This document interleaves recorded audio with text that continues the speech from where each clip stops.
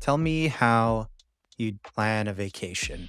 How I plan a vacation? How you would plan a vacation. Um, I have basically no experience because my dad usually is the one who plans our family vacations. He's a planner. He's a planner. He's very detail oriented. Um, Do you like that?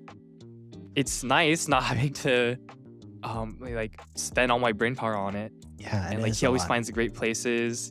And then it's nice because it's like a surprise. Like I don't know what to expect. Hmm. Like who knows where we're going? Who knows where we're gonna eat? The joy of being a And child. yeah, Yeah. but I know soon that will be me. So, do you feel like you're a planner? How would you plan your vacation? Let's How say would I plan? money is not sort of an issue. No money constraints. Maybe like middle class constraints.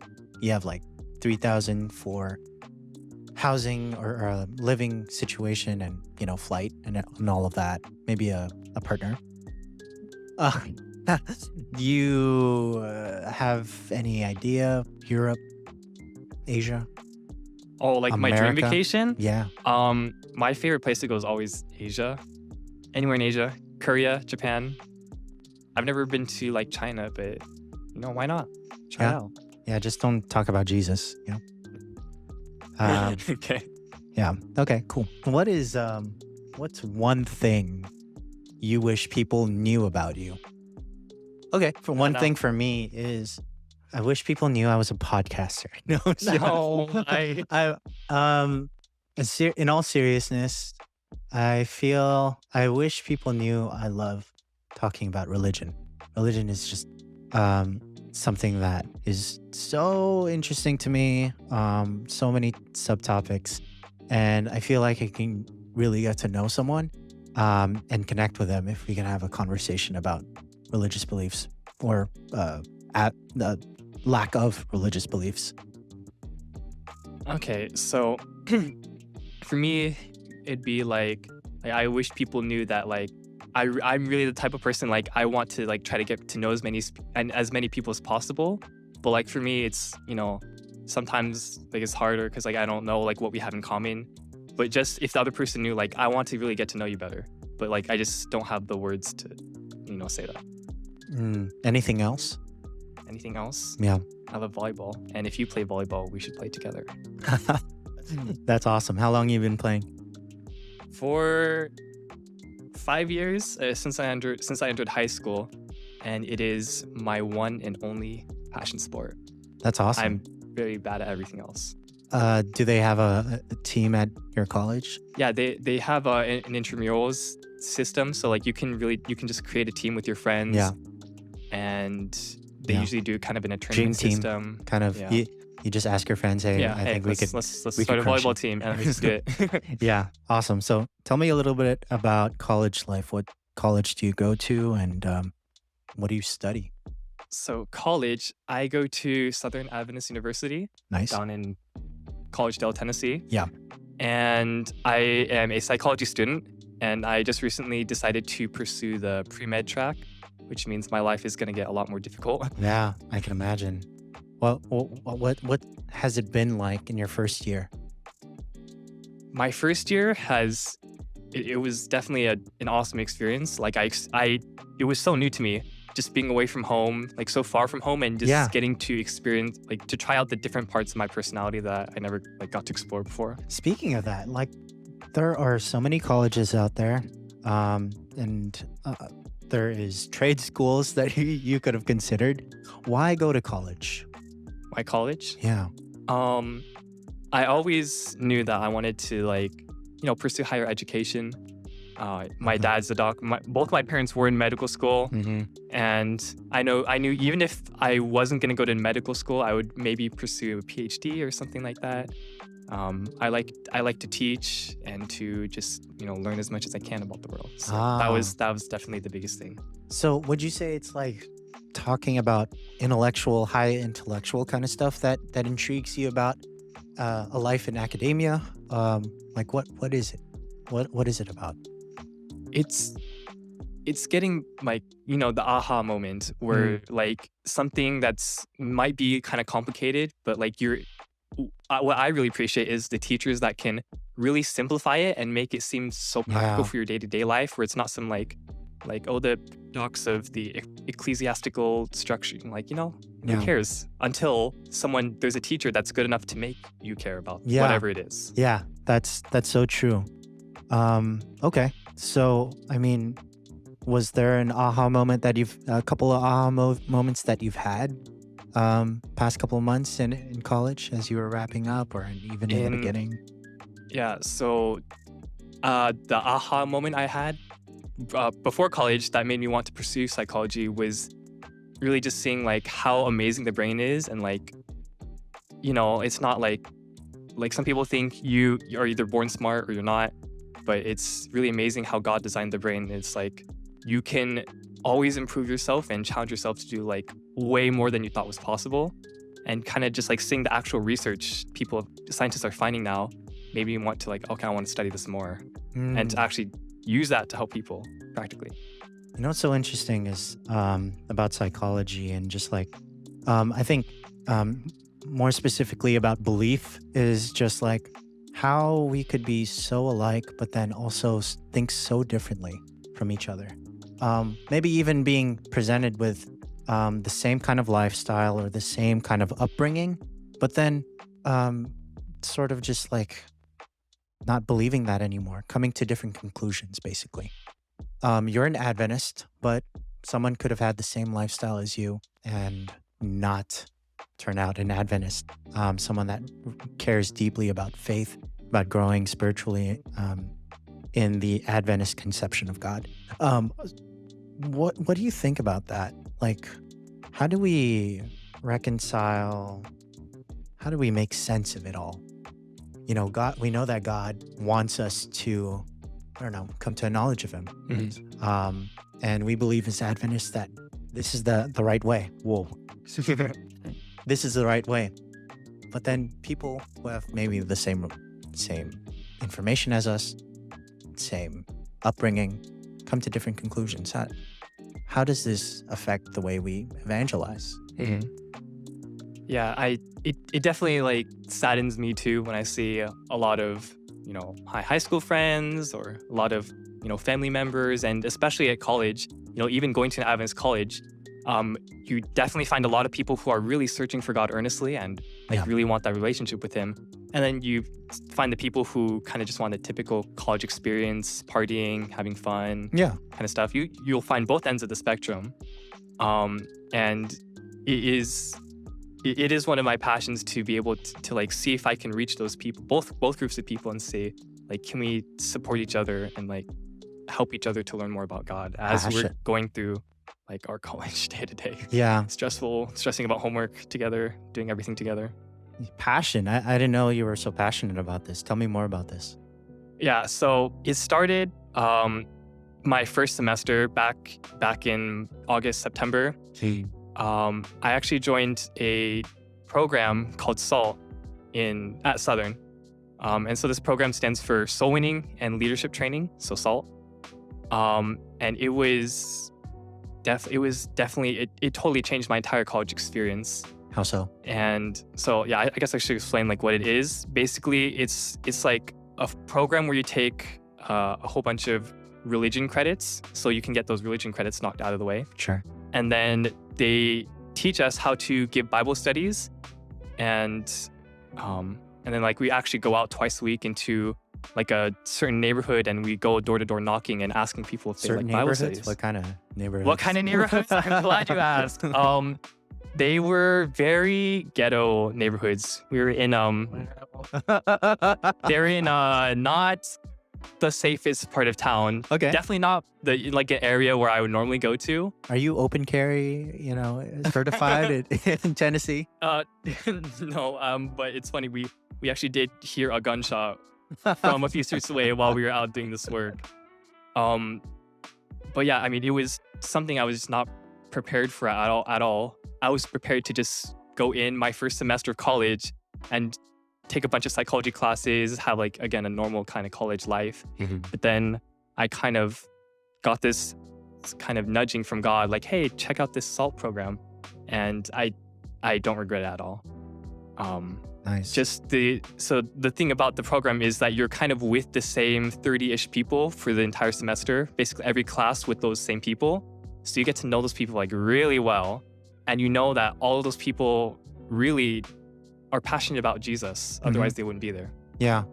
And I got to, those people became my core group of friends, and that really made a difference in college. Yeah. Whereas if I didn't have those people, I might have like had a different group of friends that didn't really care that much. Yeah. That makes And sense. yeah. I think one of the awesome things about going to college is the change of scenery, the moving out from family. And when you change locations like that for college, you experience a different set of people. So tell me a little bit about like what you learned about, I guess, people when you made that change from Sacramento, California. We're in a very progressive state, in both politically but also religiously, right?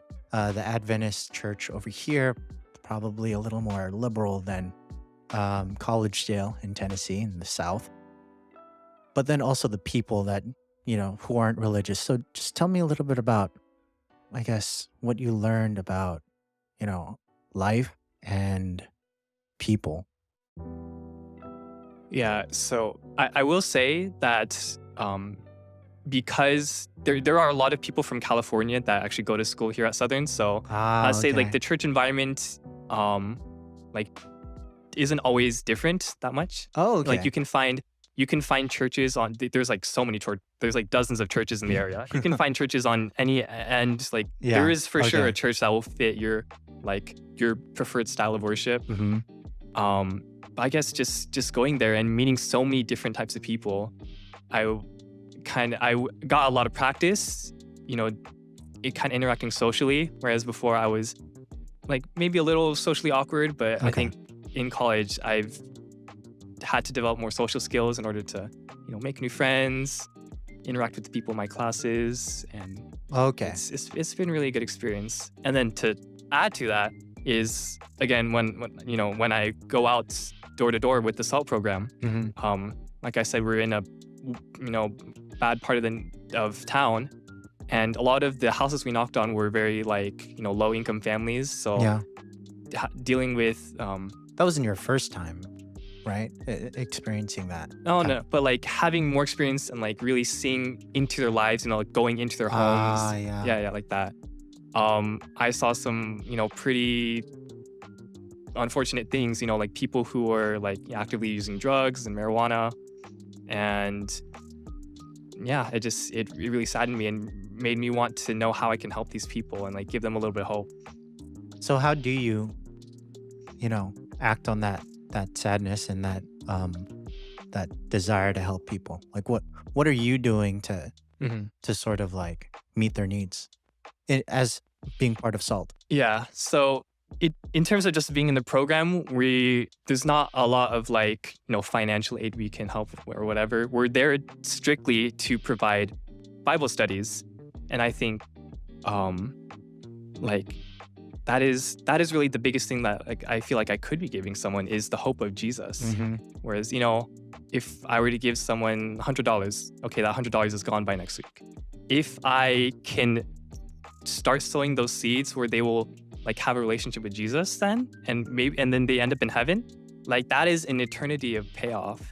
And like that is kind of what the program focuses on, and seeing if we can reach people who have never heard the gospel or who have heard it incorrectly and see like this is what Jesus is actually like. Sure, sure. So that brings to mind a question like about right evangelism, like the right way to evangelize.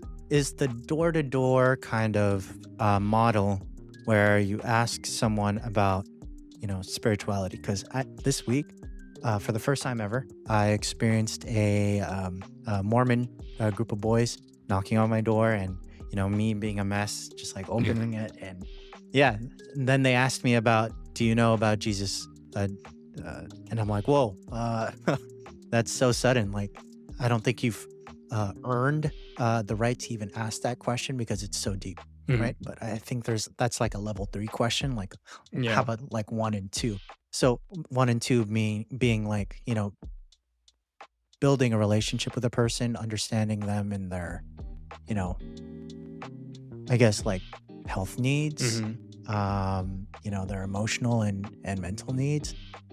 What's the right way we should do evangelism and mission work in the 21st century in America, in the communities that you've Mhm. already ministered to? Is it the door to door knocking, or is there a better way?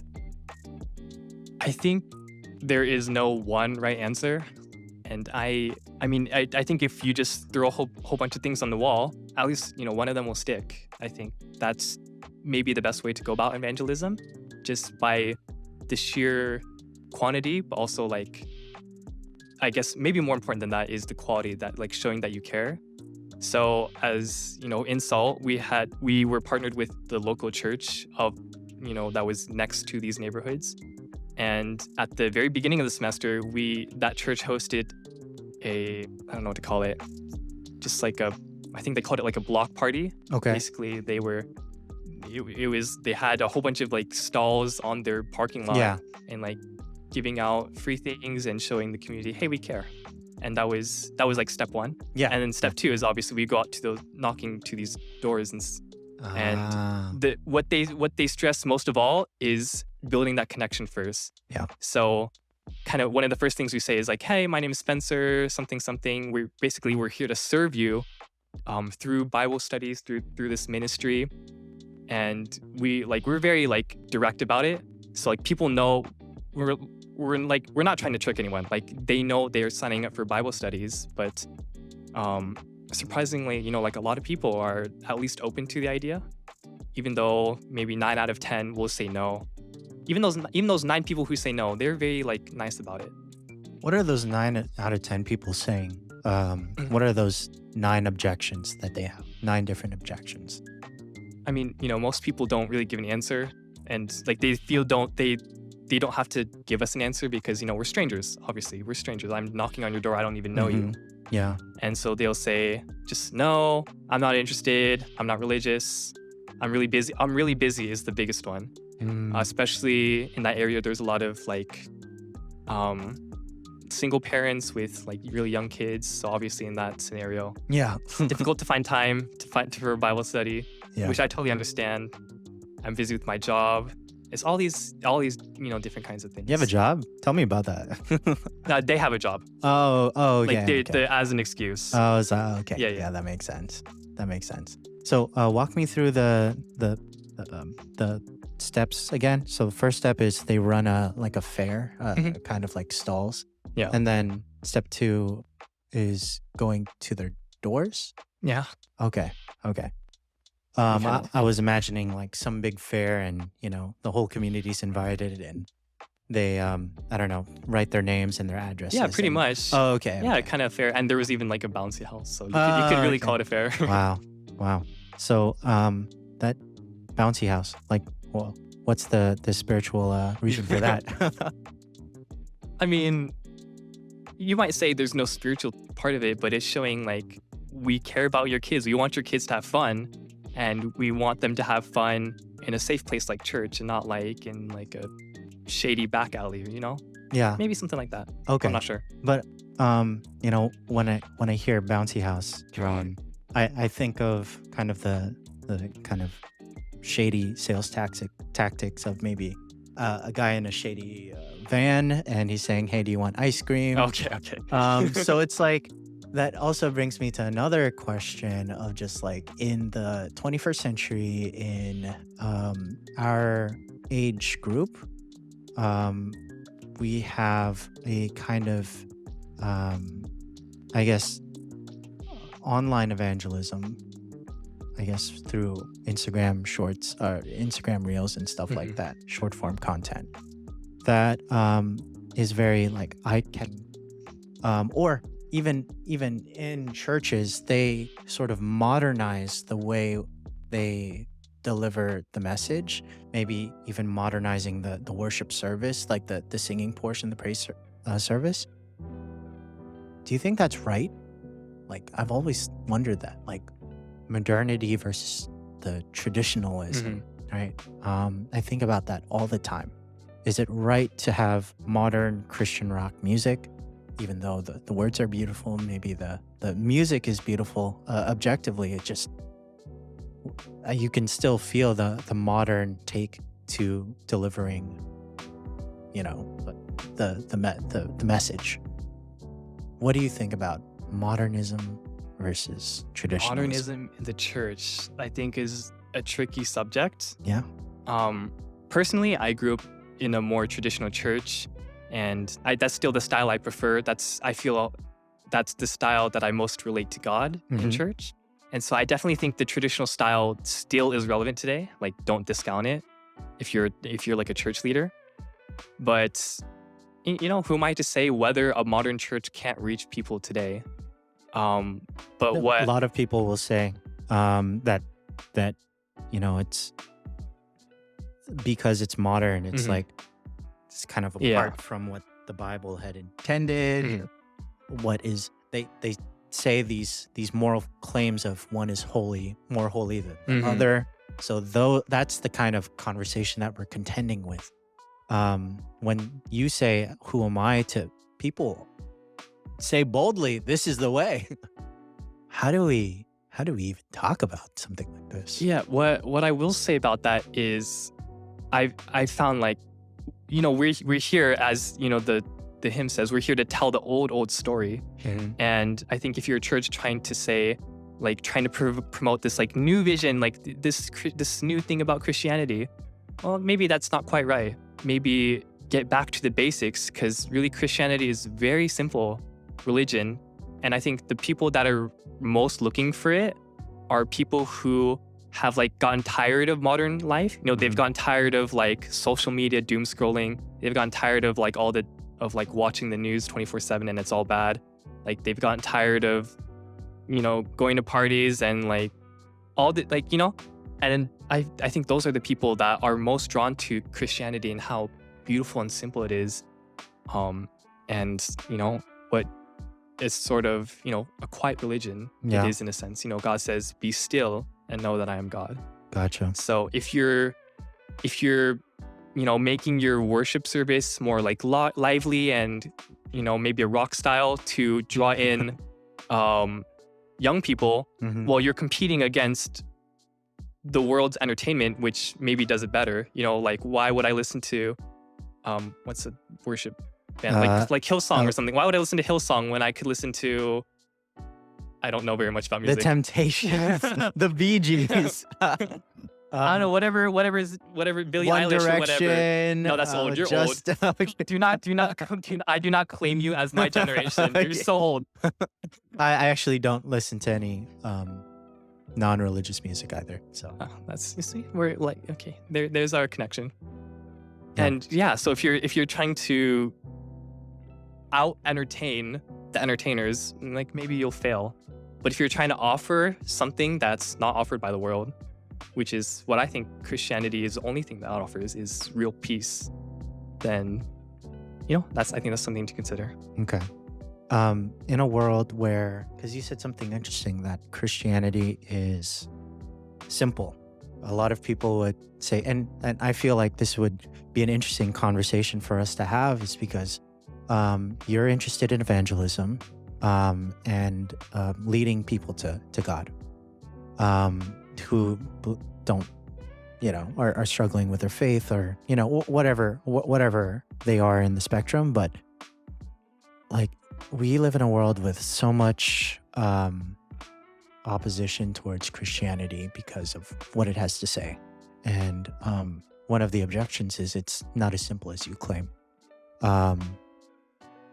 So, I mean, if that's what other people feel, like, how are we gonna? Because in Adventism, or even in any faith, there's so many different sects inside it, where it's like you have the traditionalists versus the modernists. You have the in the Adventist church, at least, the women's ordination pro and then against. We have Ellen White is a prophet, absolutely, preacher as a infallible source of truth.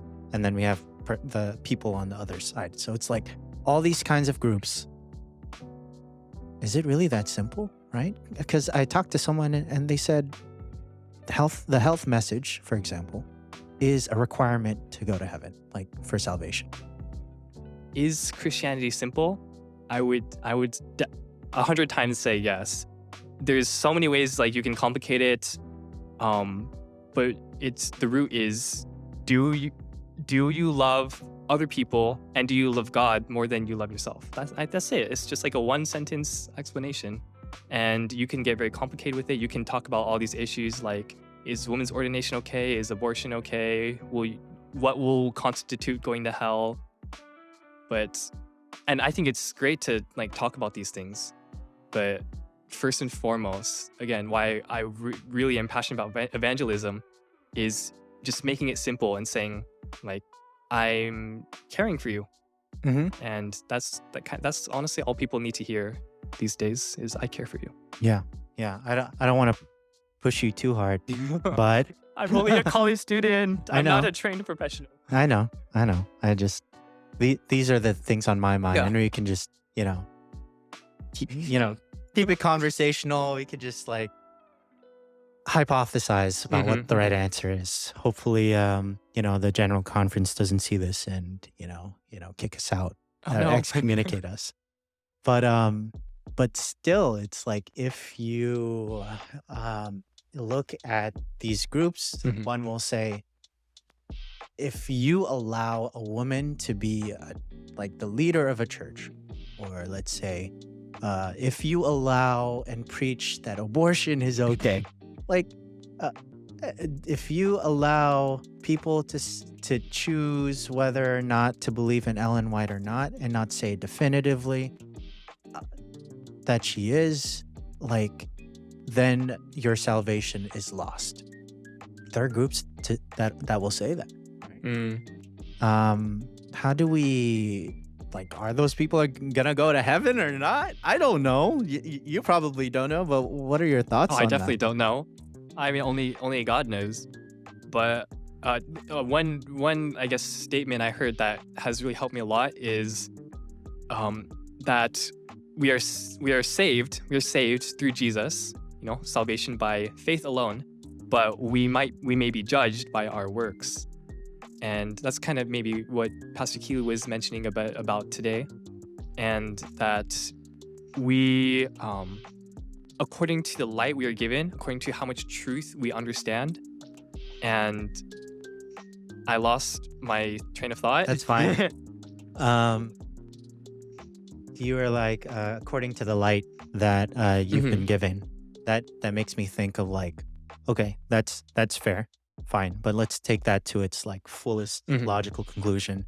Let's say a person is presented with the gospel, but still at the end, not that they didn't want to believe, but they just couldn't believe based off of the way that the person shared it, or even let's say that the person shared it in such a careful and honest and caring way, but the person that was being ministered to just couldn't at the end believe it because they just couldn't. It was out of their control. They weren't convinced, not because they were like resisting, but they just couldn't reconcile evil in the world, or just like what happened in their lives, or that God feels so far and distant and mysterious. Like, even if they were shared the light, it was not able to be absorbed. Like, is that person gonna go to hell? I don't know. That's quite a mystery, isn't it? We'll have to maybe ask God when we get to heaven. We'll see if that person gets to heaven. What kind of questions that you have that are just like really hard? Well, what questions? I want to focus on is the guy who was ministering to the other person. Like we need more of those people to really, like you said, carefully and honestly share the truth, And even if, okay, so like we did the best we could and this person still wasn't unable to accept it.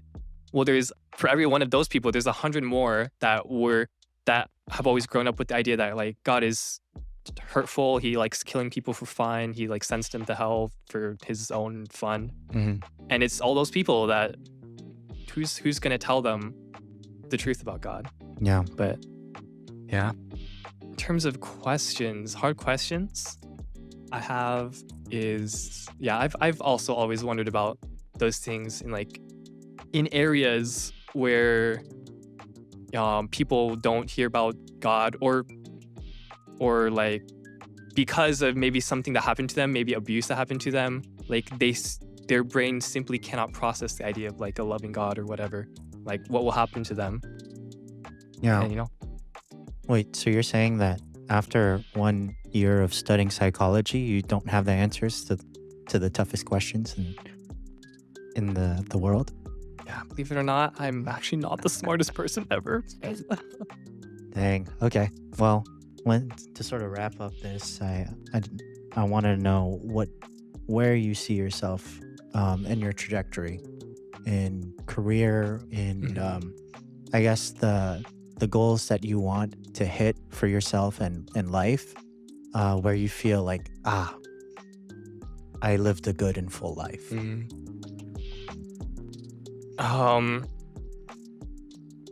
I don't really know what my life will look like in the future. Like I've kind of just made this, after like kind of struggling for a long time, I've kind of decided I would start pursuing the pre-med path, like I said, versus before there were other options, like maybe I'd be a professor, maybe I'd be like a counselor, being there to like actually talk with people about their problems.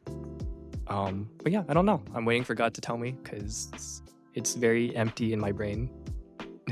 Yeah. But I know I want to like meet lots of people, make lots of friends. I want to start a family. These are all things in my future that I want. Gotcha. Well, you're in my prayers. Thanks Thank you. for joining us on Open Floor. And if you like this episode, make sure to smash that like button and subscribe to Open Door SDA or whatever this channel is on. Make sure to follow us on Instagram, Open Door SDA, and maybe we have a Facebook. If we do, follow us there too. all right. I've been your guest, Spencer Kim. This is my host, William Barnado, and I guess we're done. Sign off. We're signing off right now. See you guys in the next episode. Bye-bye. All right.